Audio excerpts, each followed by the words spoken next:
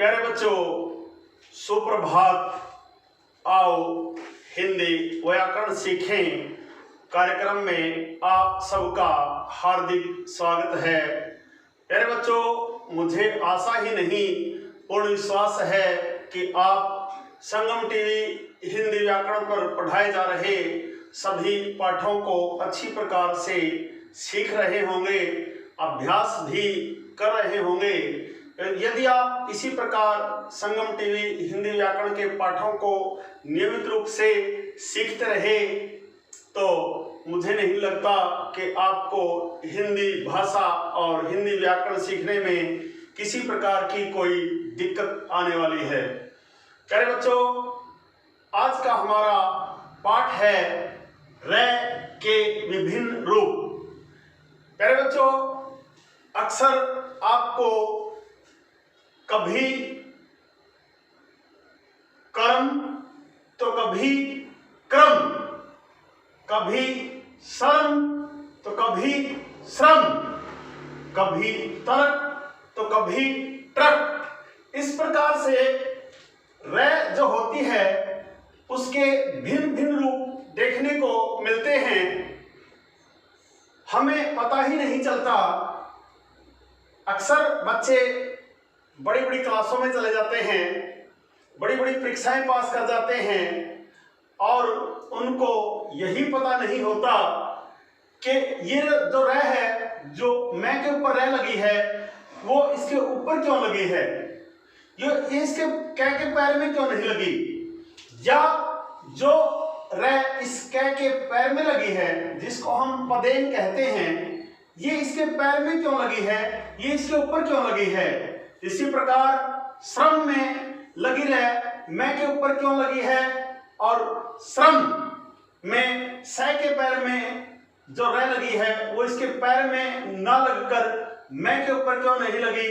इसी प्रकार त्रक जो शब्द है, इसमें कै के ऊपर जो रै लगी है वो कै के या तै के पैर में क्यों नहीं लगी। ठीक इसी प्रकार जो ट्रक शब्द है, तै के नीचे रै का यह रूप, यह पदेन रूप इस रूप में क्यों आ गया है, यहां की रै कै के ऊपर क्यों नहीं लगी।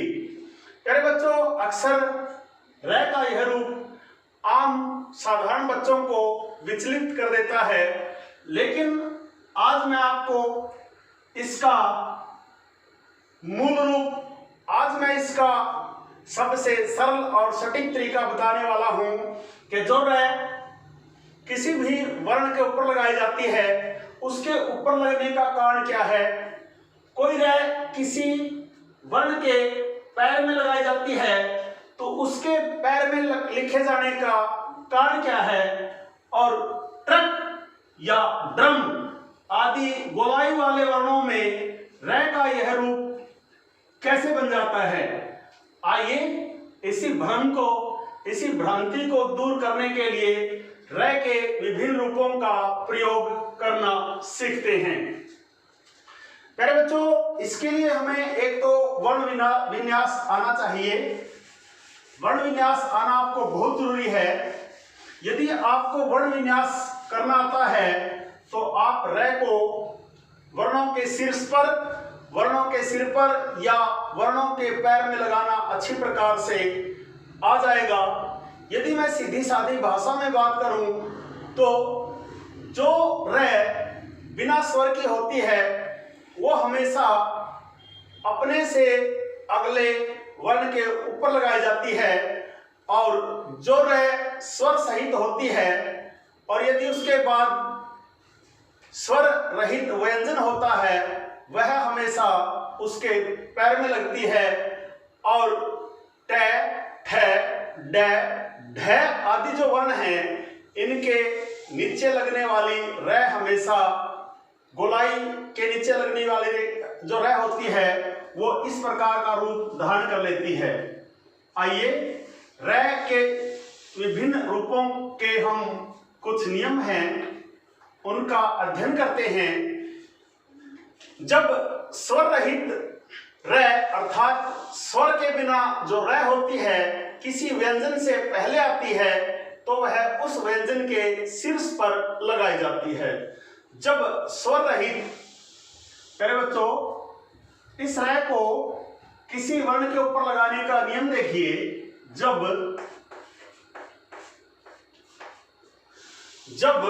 स्वर रहित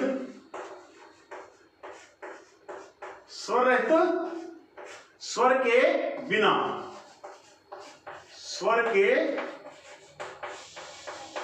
बिना, जब स्वर रहित अर्थात स्वर के बिना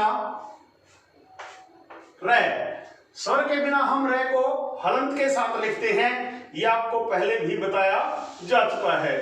जब स्वर रहित रय किसी, ये आपके अत्यधिक काम आने वाली बातें हैं कि आपको कहाँ रय किसी वर्ण के ऊपर लगाना है या रय किसी वर्ण के पैर में लगाना है। जो रय किसी वर्ण के ऊपर लगाई जाती है उसे रय रेफ कहते हैं, और जो रय किसी वर्ण के नीचे लगाई जाती है, पैर में लगाई जाती है, उसे रय पदेन कहा जाता है। प्यारे बच्चों, रय के प्रयोग करने का पहला नियम है, जब स्वर रहित अर्थात स्वर के बिना र किसी व्यंजन से पहले आता है। ध्यान से देखिए, जब स्वर रहित अर्थात स्वर के बिना, इस रूप में रय, इसको आप आधा रय, बिना स्वर का आधा रय भी कह सकते हैं। जब स्वर रहित स्वर के बिना रय किसी व्यंजन से पहले आता है तो उस व्यंजन के शीर्ष अर्थात सिर, इस रूप में उस व्यंजन के शीर्ष पर लग जाता है। प्यारे बच्चों, आपने एक बात तो अवश्य देखी होगी, आम सामान्य जीवन में हम, जो कमजोर व्यक्ति होता है वही शक्तिशाली का सहारा लेता है, उसी का हाथ पकड़कर चलता है या उसके कंधे पर बैठ जाता है। प्यारे बच्चों, जो ये स्वर रहित रय होती है, ये आधी होती है, ये आधी होती है, अर्थात अपंग होती है, अर्थात इसको आप लंगड़ा रय भी कह सकते हैं। और लंगड़ा व्यक्ति हमेशा दूसरे के कंधे पर बैठता है। शक्तिशाली लंगड़े को या अपंग को हमेशा अपने कंधे पर बैठाकर चलता है। तो जब किसी वर्ण के अंदर स्वर नहीं होता तो वो स्वर के बिना वर्ण हमेशा लंगड़ा होता है, आधा होता है, अपंग होता है, और उसको शक्तिशाली कंधे की जरूरत होती है। प्यारे बच्चों, परिभाषा एक बार फिर अच्छी प्रकार से देख लीजिए। अगर कॉपी पेन लेकर आप बैठे हैं तो इसको नोट कर लीजिए। जब स्वर रहित अर्थात स्वर के बिना रय किसी व्यंजन से पहले आता है तो उस व्यंजन के शीर्ष पर बैठ जाता है, उस व्यंजन के सिर पर लग जाता है, उसके कंधे पर बैठ जाता है।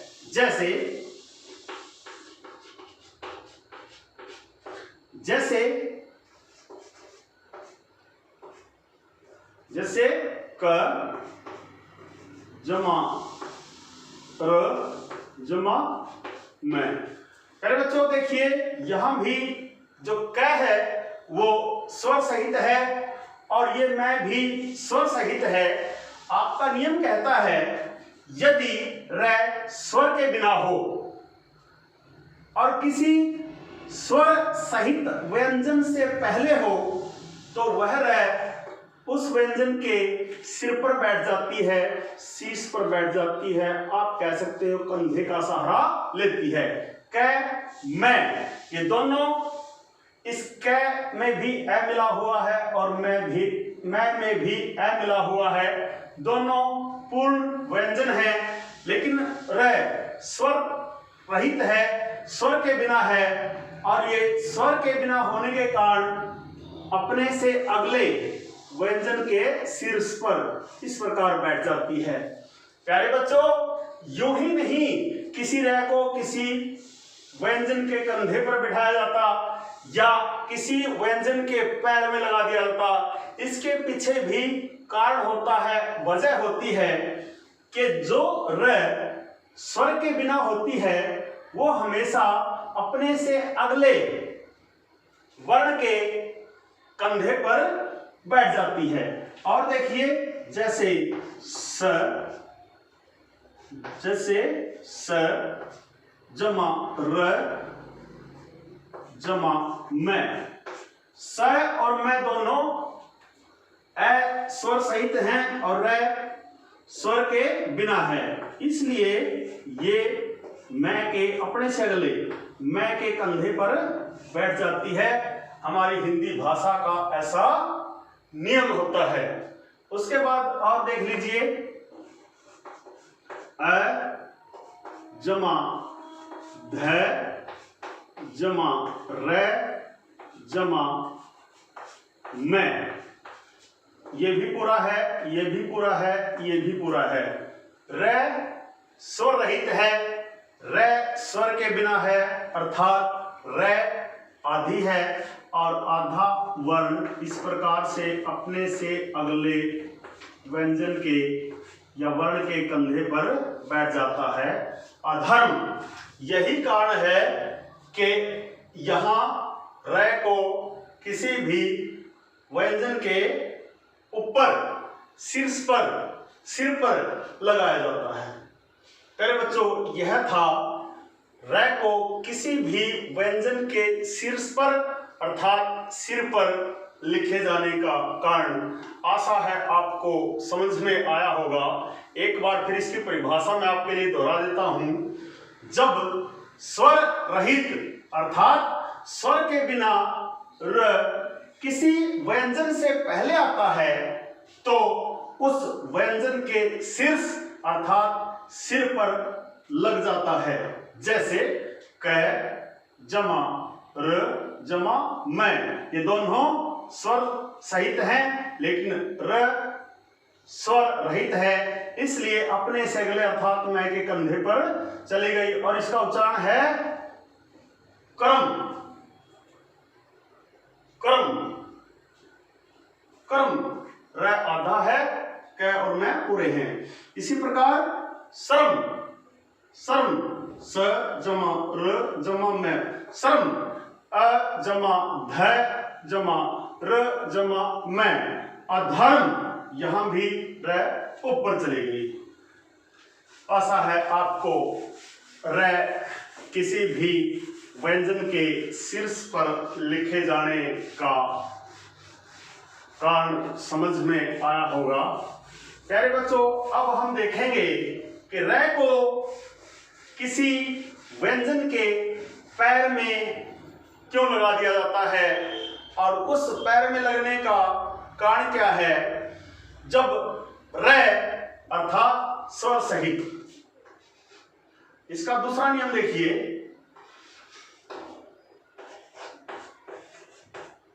जब र, पहले बच्चों इतना तो आप समझ ही गए होंगे।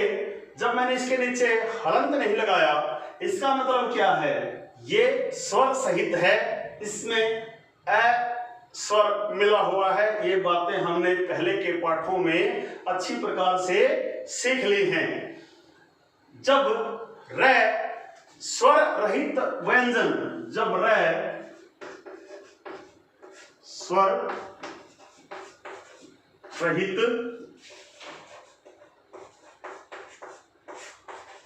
व्यंजन के बाद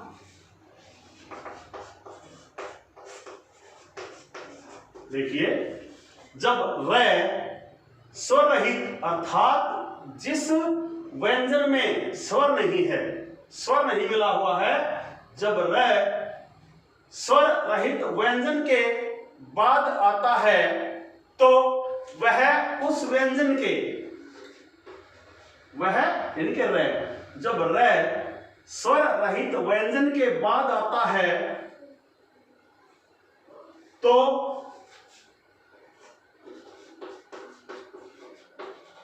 वह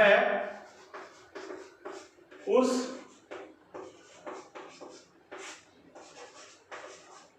जब र स्वर रहित व्यंजन के बाद आता है तो वह उस व्यंजन के नीचे, उस व्यंजन के नीचे कह सकते हो, पैर में कह सकते हो, उस व्यंजन के नीचे इस रूप में, उस व्यंजन के नीचे इस, उस व्यंजन के नीचे आप लिख सकते हैं इस, ये इस रूप में लिखा जाता है। जैसे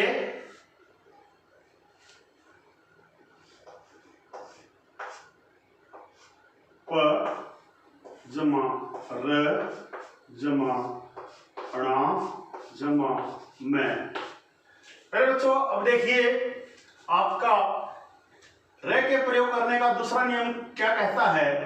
जब र स्वर रहित व्यंजन के बाद आता है, यहां स्वर रहित व्यंजन है प, इस प में कोई स्वर नहीं है, ये हलंत आपको इशारा कर रहा है, हलंत आपको बता रहा है, समझा रहा है कि जो प है, प स्वर रहित है, स्वर के बिना है। नियम भी तो यही कहता है, जब र स्वर रहित व्यंजन, स्वर रहित व्यंजन के बाद आता है तो वह उस व्यंजन के नीचे इस रूप में लगा दिया जाता है, लिख दिया जाता है। अब हम स्वर रहित जो प है, हमारा व्यंजन है प जमा र जमा णा जमा मैं, हम लिखेंगे प्रणाम, प्रणाम। अर्थात इस अक्षर में नीचे देखिए, नीचे ये भूमि है, ये आधार है, ये जमीन है, और जमीन पर शक्तिशाली खड़ा होता है और शक्तिशाली ही दूसरे को ऊपर उठाता है। जो ये र है, ये र का संपर्क इस पै से भी नीचे तक है, अर्थात ये र के कंधे पर पै बैठी हुई है। इसका आप समझ सकते हैं कि इस संयुक्त वर्ण में र जो वर्ण है वो स्वर सहित है और पै स्वर रहित है, अर्थात इस र ने इस पै को अपने कंधे पर उठा रखा है। यहां र शक्तिशाली है और प लंगड़ी है। हमेशा लंगड़ा शक्तिशाली के कंधे की ओर ताकता है, उसका सहारा लेता है। यह हो गया हमारा प्रणाम। इसी प्रकार और देखिए आप क जमा र जमा मैं, क स्वर रहित है, यहां कोई स्वर नहीं है, र भी स्वर रहित, स्वर सहित है और मैं भी स्वर सहित है, अर्थात इस क में कोई स्वर नहीं है। र और मैं दोनों में ए स्वर मिला हुआ है, इसलिए यहां हम इसको इस रूप में लिख देंगे ये। इसी प्रकार और देख लीजिए प जमा र जमा यो जमा ग, पै स्वर रहित है, स्वर के बिना है, लेकिन र पूरी है। आपका नियम भी तो यही कहता है, यदि र स्वर रहित व्यंजन के बाद आता है तो उस व्यंजन के पैर में लिख दिया जाता है। प्रयोग, हम इस रै को प्रयोग करने का, जो रै को पैर में लगाने का तरीका है, इसको हम कहते हैं रै पदेन। रै पदेन। और जो रै किसी वर्ण के ऊपर लगाई जाती है, हम उसे कहते हैं रै रेप। रै रेप। अरे बच्चों, मुझे आशा ही नहीं, पूर्ण विश्वास है कि आपको रै क्यों किसी व्यंजन के पैर में लगाई जाती है, इस बात का अच्छी प्रकार से पता चल गया होगा। किसी भी वर्ण के पैर में रै के लिखे जाने का आपको सही कारण पता चल गया होगा, और आज के बाद आप रै पैर में लिखनी है या किसी व्यंजन के ऊपर लिखनी है, आप ऐसा लिखने में और पढ़ने में बिल्कुल भी गलती नहीं करेंगे। अरे बच्चों, रै का एक और रूप है, जब रै, नंबर 3, जब रै, इसका मतलब क्या है? स्वर सहित, इसमें स्वर मिला हुआ है। जब रै गोलाई वाले अक्षर ट, ठ, ड और ढ, ये हलंत वाले, जब रै ट, ठ, ड, ढ, आप देखिए, जब स्वर सहित रै, जब स्वर सहित रै ट, ठ, ड, ढ के बाद आती है तो ये, तो इस रूप में उस वर्ण के नीचे लगा दी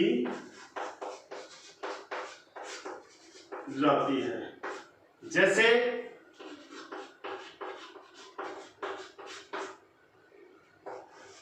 ट जमा र जमा ग, ट जमा, जब रै ट, ठ, ड, ढ के बाद आती है, यहां ट और ट हलंत वाला है, बिना स्वर का है, और इसके नीचे स्वर सहित अर्थात स्वर के साथ रै है, तो आती है, तो रै का प्रयोग हम गुलाइल वाले अक्षरों के साथ ऐसे, इस तरह से, ट्रक, ट्रक।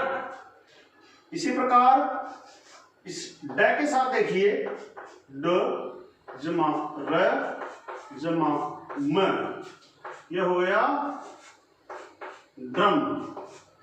आपको लगता तो जरूर होगा कि कहीं किसी वर्ण के ऊपर बैठ जाती है, कहीं किसी व्यंजन के पैर में बैठ जाती है, पैरों में लग जाती है, और कहीं ये अपना रूप इस तरह से बना लेती है, रूप बदलती रहती है। रै, रै ही एक ऐसा व्यंजन है, जब स्वर सहित होता है तब अपने किसी अलग रूप में होती है, कहीं और उसका स्थान होता है, और जब वो स्वर के साथ होती है तब उसके लगने का, प्रयोग होने का अलग स्थान होता है, और जब वो गोलाई वाले व्यंजनों के साथ स्वर सहित होती है तब उसका रूप किसी और ही अंदाज में होता है, वो किसी और ही रूप में होती है। प्यारे बच्चों, ये था रै प्रयोग करने के सबसे सरल और सटीक तरीके। अब मोटी मोटी बात यदि मैं मुख्य रूप से बताऊं कि जो रै स्वर रहित होती है वो किसी भी व्यंजन के सिर पर बैठती है। जो आप दूसरे शब्दों में कह सकते हैं, जो रे हमें किसी भी व्यंजन के ऊपर पीछे की तरफ मुड़ी होती है वो स्वर रहित होती है, अर्थात आधी होती है। और जो रे किसी भी व्यंजन के पैर में लगी होती है वो स्वर सहित होती है, अर्थात पूर्ण होती है। और जो रे इस तरह से इस रूप में लगी होती है वो गोलाई वाले अक्षर जो होते हैं ट, ठ, ड, ढ, और वो स्वर के बिना होते हैं। और ये रे स्वर सहित होती है तो वो इस तरह से अपना रूप धारण कर लेती है। प्यारे बच्चों, आप एक अपवाद के रूप में देख सकते हैं जो द व्यंजन है, इसमें जो र होती है, अगर ये आधा है जैसे द जमा र, तब भी ये इसी प्रकार लग जाती है। इसके भी ऐसे पैर में लगती है।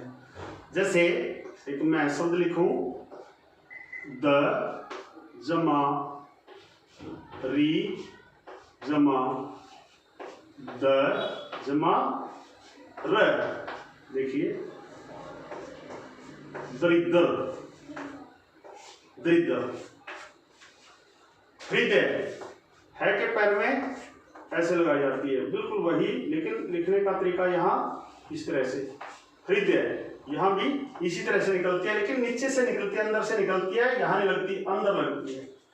प्यारे बच्चों, ये था आज का हमारा पाठ रे के भिन्न भिन्न रूप, रे के प्रयोग होने के भिन्न भिन्न तरीके, के रे के विभिन्न रूप क्या हैं। रे कभी किसी वर्ण के सिर पर क्यों बैठ जाती है, कभी किसी वर्ण के पैरों में क्यों लग जाती है, और कभी ये अपना आकार इस तरह से क्यों बना लेती है, ये आपको विस्तार पूर्वक मैंने बता दिया है। प्यारे बच्चों, मुझे आशा ही नहीं पूर्ण विश्वास है कि आज के बाद आप रे के रूप को पहचानने में कभी भी गलती नहीं करेंगे। आप देखते ही बता देंगे कि कौन सी रे पूरी है और कौन सी रे आधी है, और ये ऊपर लगी है तो क्यों लगी है, पैर में लगी है तो क्यों लगी है। मेरे बच्चों, आज का यह वीडियो यदि आपको पसंद आया हो तो इस वीडियो को लाइक, कमेंट और ज़्यादा से ज़्यादा शेयर अवश्य करें, ताकि और भी अनेक विद्यार्थी जो रे के प्रयोग को लेकर भ्रम पाल लेते हैं, भ्रांति पाल लेते हैं, वो वर्ण विन्यास ही नहीं कर पाते कि मैं कहाँ पूरी रे समझूं और कहाँ आधी रे समझूं। प्यारे बच्चों, आज का यह वीडियो यदि आपको पसंद आया हो तो इस वीडियो को ज़्यादा से ज़्यादा शेयर जरूर करें। यदि आप चाहते हैं कि YouTube पर अपलोड होते ही वीडियो का नोटिफिकेशन आपके पास पहुंचे, तो आप वीडियो पर दिए बेल आइकन को जरूर दबाएं। और प्यारे विद्यार्थियों, यदि आप वास्तव में गंभीरता के साथ हिंदी सीखना चाहते हैं और आपने अब तक भी संगम टीवी हिंदी व्याकरण को सब्सक्राइब नहीं किया है, तो आप कहीं ना कहीं बहुत बड़ी गलती कर रहे हैं। प्यारे बच्चों, मैं आपसे विनम्र निवेदन करूंगा कि आप संगम टीवी हिंदी व्याकरण को सब्सक्राइब जरूर करें, ताकि हिंदी व्याकरण और हिंदी भाषा को लेकर आपको किसी प्रकार की कोई परेशानी ना हो। प्यारे बच्चों, खुश रहें, मस्त रहें, योगा करें, स्वस्थ रहें, आपका दिन मंगलमय हो।